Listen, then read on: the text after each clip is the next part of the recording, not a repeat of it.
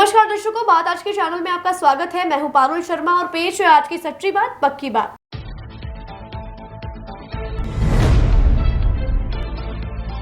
अजमेर जिला कलेक्टर के 1 साल पूरा होने पर राज्य कर्मचारियों ने किया स्वागत, कार्यकाल को बताया महत्वपूर्ण।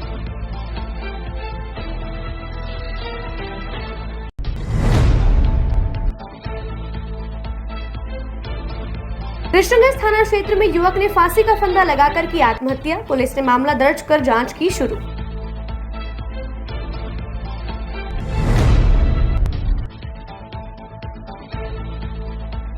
अजमेर पुलिस के सराहनीय कार्य चर्चा में, साल भर में पुलिस ने 35 लाख से ज्यादा के मोबाइल बरामद कर मालिकों को लौटाए।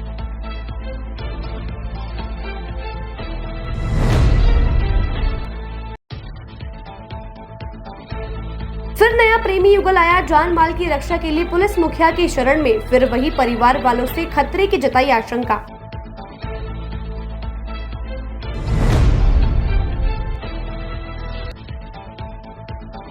अखिल भारतीय खटिक समाज का 21वां सामूहिक विवाह सम्मेलन संपन्न, 13 जोड़े वैवाहिक परिणय सूत्र में बंधे।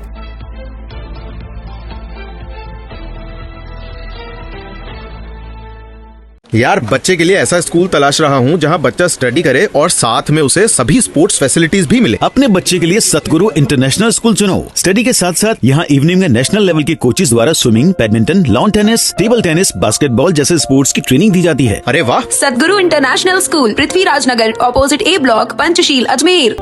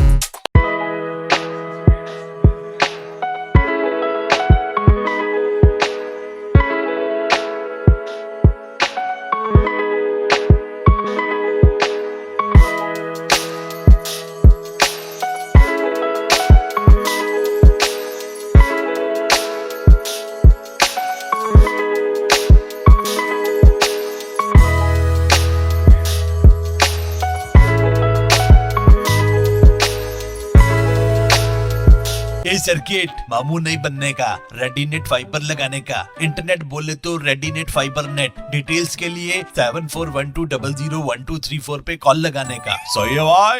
इंटरनेट बोले तो रेडीनेट फाइबर। अब शुरू करते हैं बातों का बेहतरीन सफर। अखिल राजस्थान राज्य सेवक कर्मचारी महासंघ एकीकृत के बैनर पर आज अजमेर जिला कलेक्टर के 1 साल के कार्यकाल के पूरा होने पर जिला कलेक्टर का माला और फूलों का गुलदस्ता भेंट कर स्वागत किया गया। इस अवसर पर कर्मचारी महासंघ के पदाधिकारी ने जिला कलेक्टर के 1 साल के कार्यकाल को अजमेर के लिए महत्वपूर्ण बताया। हमने जिला कलेक्टर महोदय, जो हमारे लोकप्रिय कलेक्टर है डॉक्टर भारती दीक्षित, उनका 1 वर्ष का कार्यकाल पूरा हुआ, तो हमने आज एकीकृत महासंघ, कर्मचारी महासंघ की ओर से उनका स्वागत किया, उनको बुक्का दिया और उनको मिठाई खिला के उनको शुभकामनाएं दी। साथ ही हमने आज 3 ज्ञापन भी दिए हैं उनको, जिसके अंदर एक पीएचडी विभाग का ज्ञापन है, और एक अजमेर शहर से संबंधित ज्ञापन है, और एक विनायक विहार कॉलोनी है फायसागर रोड पे, उसकी मूलभूत सुविधाएं नहीं है, उसके लिए भी ज्ञापन दिया है।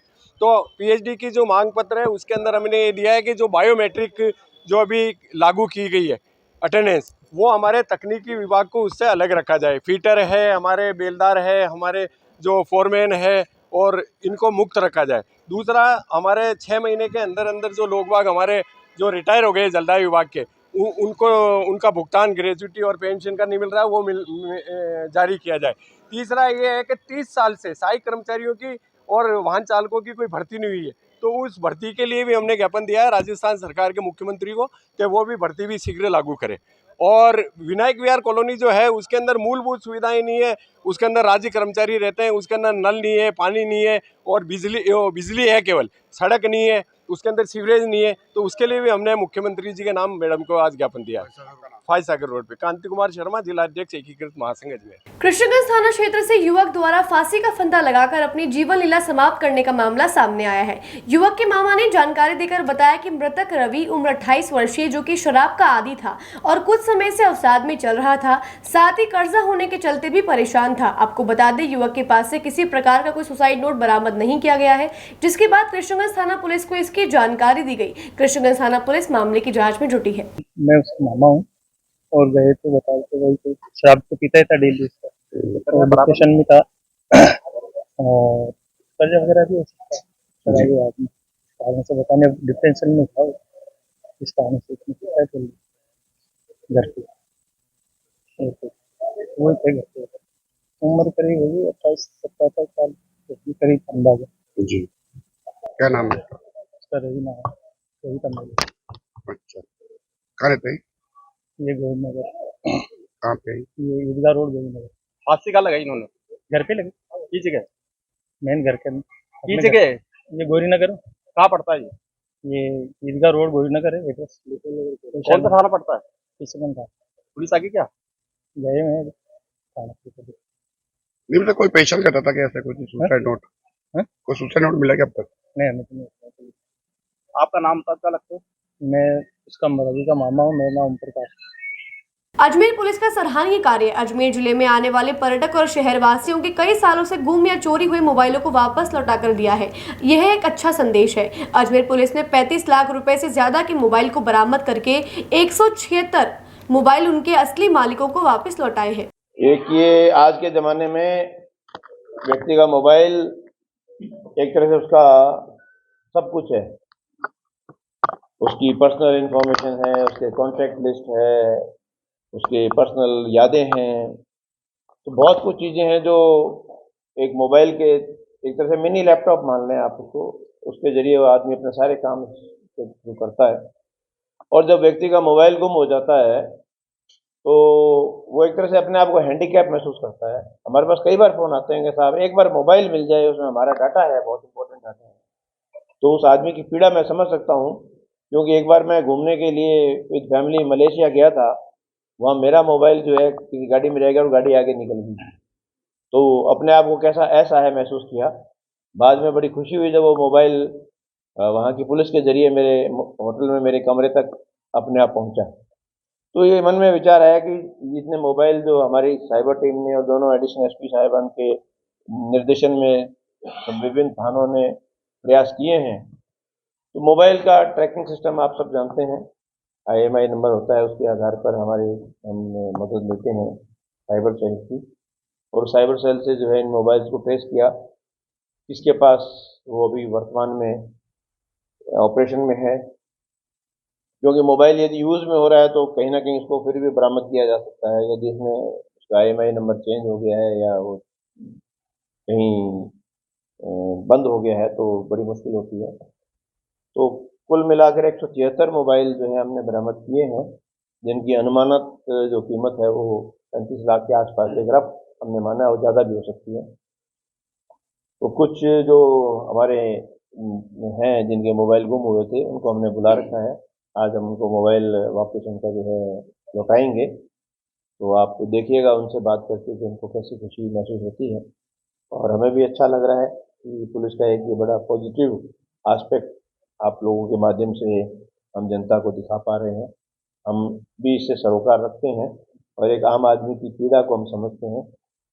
इसी उद्देश्य से आज ये मोबाइल का जो है आपके सामने तो इसमें मोबाइल डिस्प्ले कर रखे हैं। ये सब मोबाइल इनके मालिक जो हैं ऑनर्स हैं उनको हैंड ओवर किए गए हैं। सर इस मामले में कोई गिरफ्तारी की मतलब ये फोन खोए हुए हैं या चोरी? ये लॉस्ट एंड फाउंड में है। तो उसी जरिए में, क्योंकि कई बार आदमी का मोबाइल गाड़ी में रह जाता है, कहीं गिर जाता है कई बार, तो वो जो रिपोर्ट देता है वो नॉर्मली लॉस्ट एंड फाउंड की आती है। लॉस्ट एंड फाउंड में हमारा प्रयास रहता है कि जगह जो वो चीज़ है वो किसी न किसी रूप से तो वापस मिले, ये हमारा प्रयास। सर टीम ने कितने समय तक वो ये मेरे आने से पहले शायद गुनाराम जी ने एक पहले इस तरह का एक प्रोग्राम किया था, उसके बाद अब ये जो है 5-6 महीने मान लीजिए आप, लगभग 6 महीने की जो है ये मेहनत है पूरी टीम की। इसमें लिस्ट है, मैं बता दूंगा आपको। इसमें जो है आपके गुजरात से भी आए हैं, अजमेर के भी हैं, तो लोकल लोग ज़्यादा हैं। बाकी कई बार जायरीन आते हैं यहाँ पर, तो उनके मोबाइल दरगाह एरिया में कहीं ना कहीं ट्रेन स्टेशन कहीं ना कहीं के मिसप्लेस हो जाते हैं। टीम में महत्वपूर्ण लोग कौन कौन है जिन्होंने इसमें पूरी मेहनत की? टीम में दोनों एडिशनल एसपी मेरे हैं, उनके निर्देशन में जो है संबंधित उनके थाने आ रहे हैं वो है, प्लस साइबर टीम हमारी जो यहाँ की है काफ़ी एक्टिव है, और उसी के सहयोग से ही ये सारी चीज़ संभव हो पाएगी। कोई संदेश जनता के लिए? संदेश मैं यही कहूँगा कि ये बहुत आपका एक अहम आज की रोज़मर्रा की लाइफ का हिस्सा है। तो अंग्रेजी में कहते हैं never put all eggs in one basket. एक मोबाइल के ऊपर जो है हर चीज़ रिलाई ना करें, का बैकअप समय समय पर लेते रहें, ताकि इनकेस कभी मोबाइल खराब हो जाए, गुम हो जाए, चोरी हो जाए, तो एटलीस्ट आप हैंडीकैप ना हो। वो एक मेरा सबसे बड़ा संदेश है। प्रेमी युगल ने पुलिस अधीक्षक के सामने जान माल की सुरक्षा की गुहार लगाई है। परिवार वालों से जान का खतरा बताकर पुलिस से सुरक्षा की मांग की है। साथ ही प्रेमी युगल ने कहा कि परिवार वाले जान से मारने की धमकियां लगातार दे रहे हैं। रचना ताराचंदानी, उससे विवाह किया मैंने, शादी करी है गुरुद्वारे में, और इसके घर वालों से मुझे डर है, तो इसलिए मैं एसपी ऑफिस पेश हूँ। किस तरह मुलाकात हुई? मुलाकात इससे रचना से। किस तरह हुई? प्यार हो गया था, दुकान पे शॉप पे काम करते थे ये। अब क्या डर रहा है आपको? उनके घर वालों से, मेरे घर वालों को खतरा है इसके चक्कर। कितना टाइम हो गया शादी किए हुए? कब 3 दिन हुए? अब क्या कहाँ पे आया? SP office. दोनों बालिक हो आप? हाँ हाँ। कितने साल के दोनों? मैं 21 का हूँ, 20 21। क्या नाम है तेरा? क्या? राहुल ताराचंदानी। कौन सी जाति को? सिंधी समाज। और ये रेगड़ समाज। आप कहाँ रहते हैं? पहाड़गंज। और ये मल्लूसर बाबू। क्या इसके परिवार से बात करा तुमने अपनी शादी करने के लिए? नहीं, एक बार बात हुई थी, पर इन्होंने घर वालों ने मना कर दिया था, इसकी दूसरी जगह सगाई करा रहे थे, तो इसके चक्कर में हमने ये उठाया कदम। राहुल ताराचंदानी से विवाह किया है। मैं ना जॉब पे काम करती थी, वहाँ पे है ना कपड़ों की शॉप पे, तो है ना इनसे 1.5 साल से ना मुलाकात हुई है ना, और मुझे इनसे शादी करनी थी, पर मेरे घर वालों की पाबंदियों की वजह से मैं कर नहीं पा रही थी इनसे विवाह है ना, तो मैं अपनी मर्जी से इनके साथ आई हूँ। हाँ, गुरुद्वारे में। परिवार वाले क्या कह रहे हैं? परिवार वाले बोल रहे हैं कि इनसे मत करो, किसी और से करवाइए। आप किस तरह आए? आप कहाँ पर आए हो? आज कहाँ पे आए? SP office. क्यों? सिक्योरिटी के लिए। क्या खतरा लग रहा है क्या? हाँ। किनको? मुझे तो नहीं है, इनको। क्या नाम है? किस समाज से हो आप? मैं रचना फुलवारी। रेगर समाज? रेगर समाज। मल्लूसर। अखिल भारतीय खटीक समाज का 21वां सामूहिक विवाह सम्मेलन ब्यावर रोड स्थित खटीक समाज की धर्मशाला में आयोजित किया गया। इस सामूहिक विवाह सम्मेलन में खटीक समाज के 13 जोड़े वैवाहिक परिणय सूत्र में बंधे। समाज की तरफ से 1 लाख रुपए के वर वधू को तोहफे दिए गए। अखिल भारतीय खटीक महासभा पुष्कर राज के तत्वाधान में ये 21वां सामूहिक विवाह सम्मेलन अजमेर में व्यापारी विश्राम गृह बकरा मंडी ब्यावर रोड अजमेर में हो रहा है। अभी आप जैसा कि देख रहे हैं, यहाँ 13 दुल्हनें आज परिणय सूत्र में बंधेगी, 13 बारातें आ चुकी है। और क्योंकि ये सामूहिक विवाह सम्मेलन है, और सारा प्रोग्राम समय पे चलता है। आज तक समय पर रहा और समय की पंक्चुअलिटी है, समय पे शुरू होता है। सुबह 8, साढ़े 8, 2 बजे तक बारातें आ गई थी। 9 बजे से 10 बजे तक हमने बिनोरी निकाली घोड़ियों पर। संयोग से एक दूल्हा लेट हो गया था, तो जो लेट आते हैं उसको हम घोड़े पे नहीं बैठने देते, हमारा वसूल है, फिर उसको पैदल ही आना पड़ा। उसके लिए हमें भी दुख है कि टाइम लिया है, क्योंकि टाइम पंक्चुअल है। जोड़ों का इकट्ठा होता है, चाहे 10 हो, चाहे 20 हो, 21 हो। दूसरी, अभी वरमाला का कार्यक्रम चल रहा है जिसका समय 10 से 11:15 तक है। अब अंतिम तौर पे 1-2 और बाकी रहे हैं और 11 बजे के बाद यहाँ पानी ग्रहण संस्कार होगा। पंडित जी आ चुके हैं, चौरियाँ बढ़ चुकी है, वहाँ उनका पानी ग्रहण संस्कार किया जाएगा। हमने जब फार्म भराए थे, जब सबको फार्म भराते वक्त भी कह दिया था कोई दूल्हा डाडी में नहीं आएगा। उसके बावजूद 2-4 दूल्हे, जैसा कि आजकल का फैशन है, बगैर डाडी के आ गए। हमने उनको मना कर दिया, तो जब तक आप दाढ़ी नहीं बढ़ाओगे हम आपको फेरे नहीं देंगे। मजबूरन दूल्हों को दाढ़ी बढ़ानी पड़ी और क्लीन सेव होके स्टेज पे आके बैठना पड़ा, क्योंकि अनुशासन सबसे बड़ी चीज़ है और अनुशासन रहे। और क्योंकि हमारे 21 जोड़े हो गए थे, लेकिन जन्म प्रमाण पत्र के 8 में कमी थी तो हमने उनको नहीं लिया। एक दिन में कम है तो हम नहीं लेते।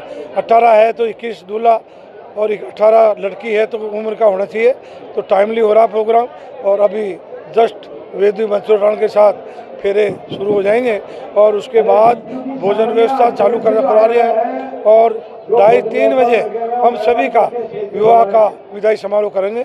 अपने जिला प्रशासन जी, कहाँ पर हुआ ये आयोजन अजमेर में ब्यावर रोड स्थित बकरा मंडी है, वहाँ समाज की विश्राम स्थली है, खटीक समाज की व्यापारी विश्राम गृह है, वहाँ पर ये आयोजन पहली दफ़ा कर रहे हैं। क्योंकि 20 हम पुष्कर में कर चुके, 21वें यहाँ कर रहे हैं। यहाँ पर 11 जिलों से आए हैं सब, जिसमें अलवर भी है, अजमेर है, ब्यावर है, शाहपुरा है, जयपुर है और शाहपुरा सहित ये डीडवाड़ा जिला है, मकराना जिला है, शाहपुरा जिला है, ब्यावर है और एक भीलवाड़ा भी है, एक उदयपुर भी है और पाली जिले से है और एक रतलाम, ये जो अदर स्टेट का MP का है, रतलाम जिले से भी जुड़ा है।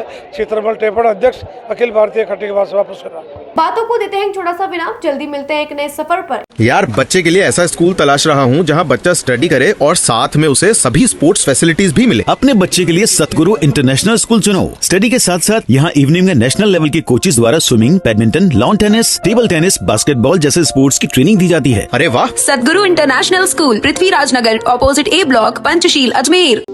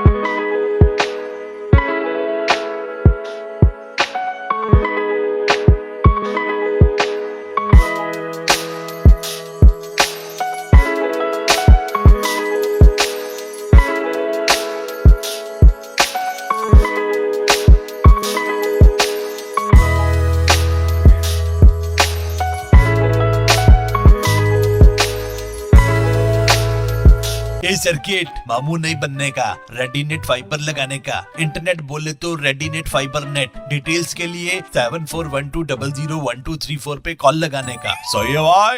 इंटरनेट बोले तो रेडिनेट फाइबर। एक बार फिर आपका स्वागत है। आइए चलते हैं एक नए सफर पर। Ajmer railway station gate number 1 के पास 100 वर्ष पुराना नीम का पेड़ अचानक टूट के गिर गया, जिससे कुछ व्यक्तियों को हल्की खरोच आई है। आपको बता दें, इस दौरान किसी प्रकार की कोई जनहानि नहीं हुई है। ये क्या है, नीम का पेड़ जो लगा हुआ था, उसको 40 साल से देखते आ रहे हैं। मुख्य द्वार जो फर्स्ट क्लास गेट पार्किंग है, उसके पीछे की बाजू में था सर्कुलेटिंग एरिया, और संजय भाई यादव साहब और राजा भाई दोनों जने उससे नीचे कुर्सी लगा के बैठे हुए थे। और मैंने जैसे ही किसी व्यक्ति से पूछा संजय भाई कहाँ बैठे हैं, वो पूछना हुआ और पेड़ भरभरा के गिर गया, जिससे किसी प्रकार की जनहानि नहीं हुई। 100 साल पुराना पेड़ है, 40 साल से तो हम देख रहे हैं, नीम का पेड़ है।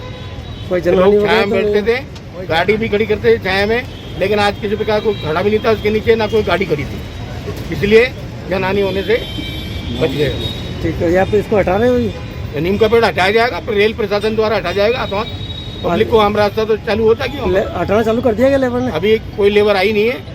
IW को सूचना करी है एसएस साहब ने, वो अपना आप हटवाएंगे। ठीक है, आपका परिचय? मेरा नाम मुकेश वर्मा है, railway station first class gate parking, car parking. ये रेलवे स्टेशन में जो पेड़ है, छाए के कारण हम रोज बैठते हैं। यहाँ रोज हमारा बैठना है, यहाँ पे आराम से यहाँ बैठ के बातें कर रहे थे, और अचानक ही कोई बात कर रहे थे, वो पेड़ गिर गया टूट के, और मैं इनको नहीं खींचता तो ये दब जाते, और मैं अगर ध्यान नहीं था तो हम दोनों ही दब जाते हैं। एक्चुअली क्या, दोनों का आवाज चाहिए, बताओ। गिर गया, ये पैरों में चोट आई है, ये वाली यहाँ पे, और ये घुटने पे भाई के यहाँ लगी, बस ये हल्की फुल्की चोट। आवाज से भी आवाज मतलब हम सोच रहे कोई बोतल वोतल की पिचकी भी आवाज आ रही होगी, बोतल किसी से आवाज आ रही है। जनानी तो नहीं, किसी प्रकार की जनानी नहीं हुई, जनानी हमारी हो जाती है यही।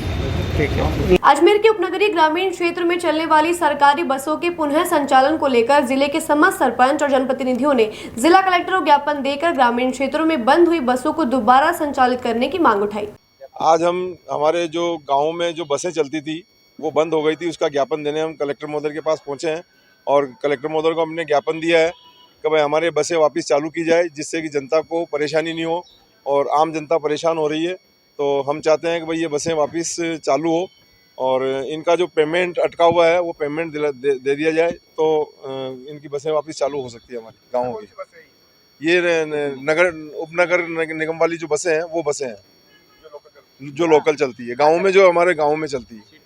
सीट हमारे जैसे श्रीनगर है, ककलाना है, अपने हटुंडी है, राजोसी है, ये सब बसें बंद हो चुकी है। कारण तो जो सरकार के जो इनका टेंडर था, उसका टेंडर का पेमेंट नहीं दिया गया, इसलिए उन्होंने हड़ताल कर दी। भाई इनका पेमेंट अगर दे दिया जाएगा तो वो कह रहे हैं हम वापस चालू कर देंगे। हमारे अभी 7-8-10 दिन हो गए बसों को बंद हुए हुए। परेशानी तो जनता बिल्कुल परेशान हो रही है, जनता को आना जाना दिक्कत हो रही है, बच्चे पढ़ने वाले हैं वो परेशान हो रहे हैं। मतलब सिटी में जो आने की जो सुविधा है वो बसें बंद हो रही है, तो फिर कैसे आया जा सकता है। मैडम ने आश्वासन दिया है कि भाई 1-2 दिन में हम आपकी इसकी पूरी करेंगे। सुनवाई नहीं होती तो गांव वालों को इकट्ठा करके फिर लाते हम। दिलीप राठी, सरपंच संघ अध्यक्ष, पंचायत समिति श्रीनगर। अभी गर्मी का दौर चल रहा है, और ऐसी बड़ी भयंकर गर्मी के अंदर हमारा जो ग्रामवासी है, अजमेर शहर के, अजमेर की परिधि के जो आसपास के जो गांव है, श्रीनगर है, ककलाना है, दोराई है, तबीजी है, अटुंडी है, इन सभी गांवों के अंदर जो पहले चलती थी बसें, वो बसें अभी कुछ दिनों पूर्व से बसें बंद हो गई है। पूरे राजस्थान में चल रही है बसें, केवल अजमेर के अंदर सारी बसें बंद है, और इसका एकमात्र कारण है कि सरकार से जो ग्रांट मिलनी चाहिए वो ग्रांट इनको नहीं मिल पा रही है, और इसलिए बसें हमारी बंद हो गई है। और बसों के बंद होने से ग्रामवासी बहुत ज़्यादा भयंकर परेशान हो रहे हैं। गाँवों के अंदर आने जाने का कोई साधन नहीं है, कोई सुविधा नहीं है, और इसलिए हम आज कलेक्टर महोदय को हमने ज्ञापन दिया है, और हमने ये मांग करी है कि जल्द से जल्द इन बसों को चालू किया जाए। अगर चालू नहीं होता है तो सरपंच संघ के हमारे अध्यक्ष, हमारे सारे सरपंच साहब, मोहम्मद बहादुर जी, कुलदीप जी, चमन जी, सब लोग आए हैं यहाँ पर। अगर बसें चालू नहीं होती है तो हम पूरे जो सरपंच संघ वाले हैं, सारे सरपंच मिलकर सारे ग्राम वासियों के साथ में बड़ा प्रदर्शन, हम धरना देंगे। चंद्रभान गुजर, दोराई। आरपीएससी की तरफ से आज असिस्टेंट प्रोफेसर भर्ती परीक्षा आयोजित की गई। शहर के कई सेंटर्स पर यह परीक्षा आयोजित की गई। राजनीतिक विज्ञान की परीक्षा देकर आने वाले अभ्यर्थियों ने प्रश्न पत्र को लेकर खुशी जाहिर की। पॉलिटिकल साइंस, ये वीडियोग्राफी के जरिए एंट्री दी जा रही है। 2 वीडियोग्राफर यहाँ खड़े हैं, 2 लाइन्स हैं और उसके बाद एक वीडियोग्राफर रूम में भी जाएगा और हर कैंडिडेट की फोटो भी लेगा। सुरक्षा के किस तरीके से इंतजाम है? सुरक्षा के पूरे इंतजाम है यहाँ, जैसे आप देख रहे हैं पुलिस व्यवस्था है और 8 बजे के बाद एंट्री नहीं होगी। अभी 8 में 2-3 मिनट हैं तो एंट्रेंस हो रहा है, उसके बाद ही। आपका परिचय? मेरा नाम चित्रा जैनानी, डिप्टी सेक्रेटरी आरपीएससी। ठीक। भैया किस तरह का पेपर था? पेपर बहुत सरल था, इजी था और जो पढ़ा हुआ था उसी में से आया था। जी। कितने क्वेश्चन आए? 150 क्वेश्चन थे, मैंने 134 किए हैं और मेरा सिलेक्शन है। कितने क्वेश्चन पूछे गए? क्या पूछा गया? क्वेश्चन तो जो सिलेबस था। करंट अफेयर्स में क्या सवाल आया? करंट अफेयर में से कोई पूछे नहीं सवाल, एक दो कोई गिनती के थे, बाकी सब अच्छा था। किस चीज़ का पेपर था ये? ये राजनीति विज्ञान का पेपर फर्स्ट था। आपका नाम? फतेहलाल, जैसलमेर से। किस तरह का पेपर आया? पिछले कंपटीशन एग्जाम के मुकाबले इस बार थोड़ा इजी था पेपर, बाकी अच्छा था पेपर।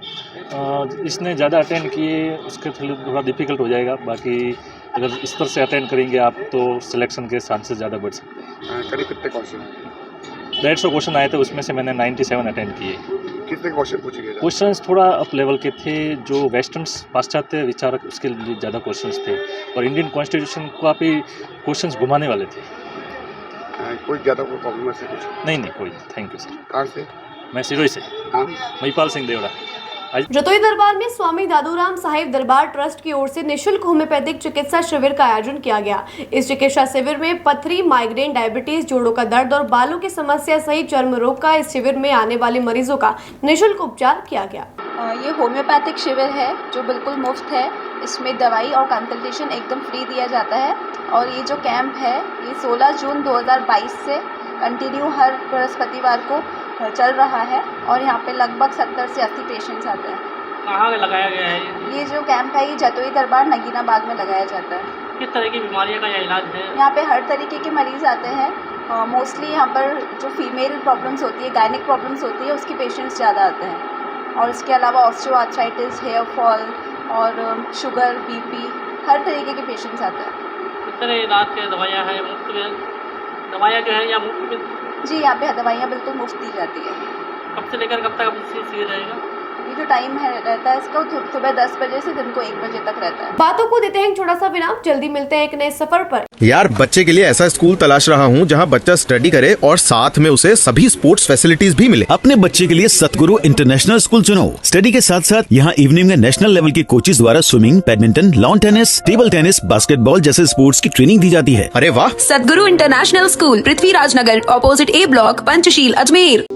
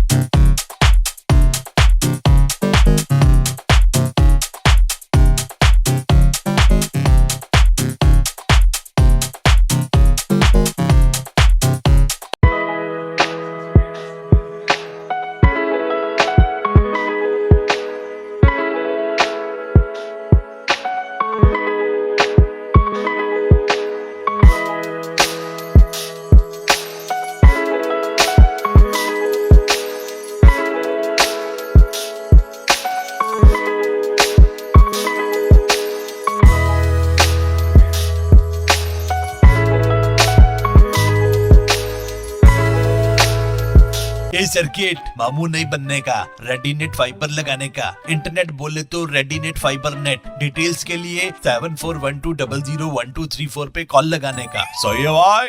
इंटरनेट बोले तो रेडीनेट फाइबर। एक बार फिर आपका स्वागत है। आइए चलते हैं एक नए सफर पर। बिना हेलमेट पहने तेज रफ्तार मोटरसाइकिल चलाते दुर्घटनाग्रस्त होने से चेहरे और जबड़े पर बुरी तरह चोट खाए 21 वर्ष के युवक राजेंद्र गुर्जर की Mittal hospital and research centre में मैक्सिलोफेशियल सर्जरी की गई। पेशेंट का नाम राजेंद्र है, वो 21 साल के हैं, बाइक पे चल रहे थे, उनके साथ 2 जने और बैठे हुए थे और उन्होंने हेलमेट नहीं पहन रखी थी। तो सामने एक और बाइक से उनका एक्सीडेंट हो गया। चेहरे के बल नीचे गिर गए थे, तो उन्हें चेहरे पे काफी सारे फ्रैक्चर्स हुए थे। दुर्घटना में युवक के मुंह का ऊपर वाला जबड़ा, नाक की हड्डी एवं गाल की हड्डी टूट गई थी। Mittal hospital and research centre के सीनियर कान, नाक व गला रोग विशेषज्ञ डॉक्टर रचना जैन ने युवक की आपात स्थिति में सर्जरी की। युवक को हॉस्पिटल से छुट्टी दी जा चुकी है। युवक को पूर्ण उपचार का लाभ पाकर सामान्य अवस्था में लौटने में करीब 1.5 से 2 माह का समय लगेगा।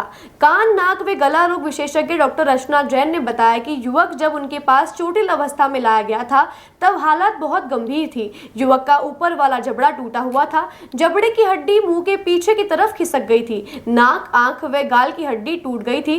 उन्होंने कहीं और दिखाया था जहाँ पर उनका सीटी स्कैन वगैरह किया गया, जिसमें पता चला कि चेहरे पे काफी सारे फ्रैक्चर्स हैं। स्पेशली जो ऊपर वाला जबड़ा होता है वो पूरे चेहरे से अलग हो चुका था। डॉक्टर ने बताया कि दुर्घटना में संभवतः मुंह के बल गिरने से इतनी गहरी चोट आई थी कि युवक ठीक से सांस भी नहीं ले पा रहा था, वह बोल भी नहीं पा रहा था और ना ही कुछ खा सकता था। इसी अवस्था में अधिक देर तक रहने पर उसकी जान जोखिम में थी। उस वजह से उनको सांस लेने में दिक्कत, नाक से खून आना, तालू से खून आना, खाना खाने में दिक्कत, बोलने में भी दिक्कत हो रही थी, जिसे ठीक करना बहुत जरूरी था। नहीं तो आगे चल के, क्योंकि बच्चा यंग भी है, उसको खाने में दिक्कत होती, सांस में दिक्कत होती, बोलने में भी दिक्कत होती, लाइफ नॉर्मली जीने में मुश्किल आती है। इस तरह के केसेस में कई बार लाइफ सेविंग इमरजेंसी में भी इस तरह की सर्जरीज करनी पड़ती है और अगर सांस नहीं आ रही हो तो उन्हें छेद करके ट्रेकियोस्टोमी की विधि डालनी पड़ती है।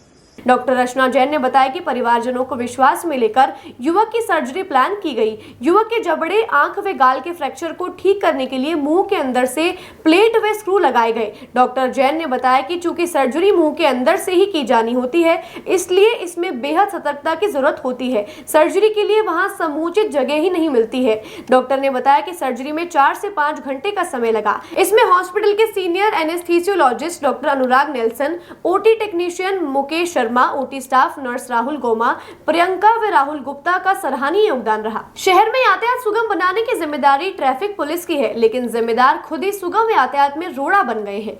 मामला है मार्टिनल ब्रिज पर ट्रैफिक गुमटी का। ट्रैफिक की इस गुमटी से वहां सड़क की चौड़ाई बहुत कम रह गई है, जिससे यातायात में बाधा आ रही है। अजमेर शहर की यातायात व्यवस्था वैसे ही बहुत लच्चर है और इस यातायात व्यवस्था की ज्यादातर जिम्मेदारी यातायात पुलिस की ही होती है, लेकिन ये अजमेर का दुर्भाग्य है कि यहाँ के यातायात को सुगम व सुचारू रूप से चलाने के लिए स्मार्ट सिटी के तहत हर व्यस्त चौराहे और तिराहे पर ट्रैफिक लाइट लगाई गई थी, लेकिन अजमेर की जनता के नसीब में वो ट्रैफिक लाइट का फायदा उठाना भी नहीं लिखा है।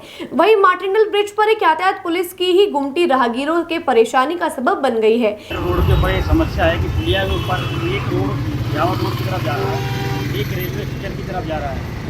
जो रेलवे स्टेशन की तरफ जाने वाला रोड है, प्रशासन ने उस पर डिवाइडर बना दिया है। वो डिवाइडर को काट दिया गया है पब्लिक रोड अपनाने के लिए, शॉर्टकट अपनाने के लिए वो गलत ट्रैक ले लेती है, उससे एक्सीडेंट के चांसेस बने हुए हैं और एक्सीडेंट से हैं। इसलिए प्रशासन से ये अपील है कि यहाँ पर यातायात पुलिस की केबिन बनाई जाए, उस पर यातायात कर्मी यहाँ पे हमेशा मौजूद रहे, जिससे एक्सीडेंट होने के या दुर्घटना होने के चांसेस कम रहे। अगर रोड को वन वे के हिसाब से इस्तेमाल करा जा रहा है तो यहाँ पे यातायात पुलिस कर्मी का होना बहुत जरूरी है। इस गुमटी का पिछले कुछ समय से कोई उपयोग नहीं हो रहा है और इसके रहने से वहाँ की सड़क की चौड़ाई कम रहने से वाहनों को निकलने में दिक्कत हो रही है। इस गुमटी के कारण यातायात सुगम की जगह और दुर्गम हो गया है। वहीं कुछ समय पहले कांग्रेस सरकार में अजमेर के बाहुबली नेता धर्मेंद्र राठौड़ ने विधानसभा चुनावों के मद्देनजर कुछ समय के लिए एक व्यापारिक वर्ग को खुश करने की नियत से वहाँ तिराहे पर पर एक कट यानी छोटी सी गली निकाल दी थी, जिससे श्रीनगर रोड से और माकूपुरा पर्वतपुरा और आदर्श नगर से आने वाली दोपहिया वाहन सीधे स्टेशन रोड पर उतर सके, उन्हें उल्टा घूमकर GCA चौराहे से स्टेशन रोड नहीं आना पड़े। लेकिन प्रशासन ने इस कट को परमानेंट ही कर दिया लगता है। इस कट के कारण वहां आए दिन ट्रैफिक बाधित होने के साथ छुटपुट झगड़े होते रहते हैं और ट्रैफिक सुधारने की जगह और बिगड़ गया है। के बाद ट्रैफिक पुलिस यहाँ पर मौजूद रहती नहीं है। ट्रैफिक पुलिस होना चाहिए अपने पॉइंट पे, पर यहाँ ट्रैफिक पुलिस रहती नहीं है। मन मर्जी से लोग मन मर्जी से ट्रैफिक चलता रहता है और यातायात पुलिस का कर्मचारी कहाँ पे भी घूमता रहता है, उसको ये पता नहीं कि मेरी ड्यूटी कहाँ किस जगह है। और व्यवस्था कर दी जाती है, उनको ड्यूटी पे रखा जाता है, उनको अपनी जगह निर्धारित जगह उनको पॉइंट पे निर्धारित ड्यूटियाँ दी जाती है, पर वो ड्यूटी से कभी इधर हो जाते हैं कभी उधर हो जाते हैं। यातायात अपने आप चला रही है और अपने आप चलाने के अंदर दिक्कत ये आती है कि एक्सीडेंट के चांसेस बन जाते हैं। प्रशासन व यातायात पुलिस के अधिकारियों को कई बार इस गुमटी व इस छोटे कट को हटाने के लिए कहा गया, लेकिन उस पर कोई कार्यवाही नहीं की जा रही है। प्रशासन के इस ढुलमुल रवैये और सुस्ती के कारण अजमेर की यातायात व्यवस्था बद से बदतर होती जा रही है। आइए जानते हैं अजमेर की जनता से, जो इस रास्ते की परेशानियों से तंग आ चुकी है। ये गाड़ियाँ इस तरीके से घूमेगी तो एक्सीडेंट के पॉइंट बनेंगे, इसलिए यातायात कर्मी को होना यहाँ बहुत ज़रूरी है। और प्रशासन से यही अपील है कि जो कर्मचारी यहाँ लगा हुआ है यातायात का, अपने समयबंद से अपनी ड्यूटी को पूरा निभाएं और अपनी ड्यूटी पूरी करें।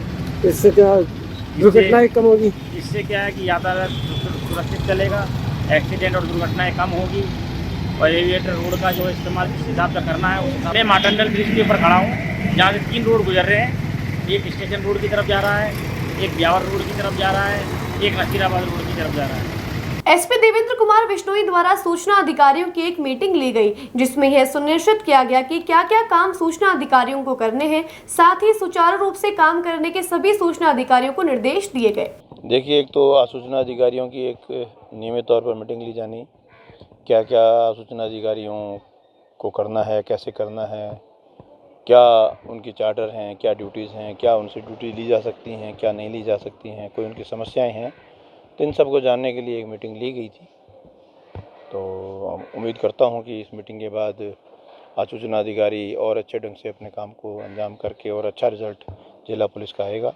आज शिक्षा विभाग राजस्थान सरकार के द्वारा राजकीय विद्यालय में बालिकाओं को निःशुल्क साइकिल वितरण के तहत साइकिल वितरित की गई। उसके तहत ग्राम पंचायत करकेड़ी की राजकीय उच्च माध्यमिक विद्यालय करकेड़ी में 50 साइकिलें निःशुल्क बालिकाओं को वितरण की गई। निःशुल्क वितरण कार्यक्रम के तहत पूरा साला परिवार और प्रधानाचार्य मूलदेव भानु की उपस्थिति में बालिकाओं को साइकिल वितरित की गई। ग्राम पंचायत करकेड़ी में अंग्रेजी माध्यमिक विद्यालय की छात्राओं को भी कुल 26 साइकिलें वितरित की गई है। आज के लिए बस इतना ही। कल फिर होगी आपसे मुलाकात, तब तक के लिए दीजिए इजाजत। नमस्कार।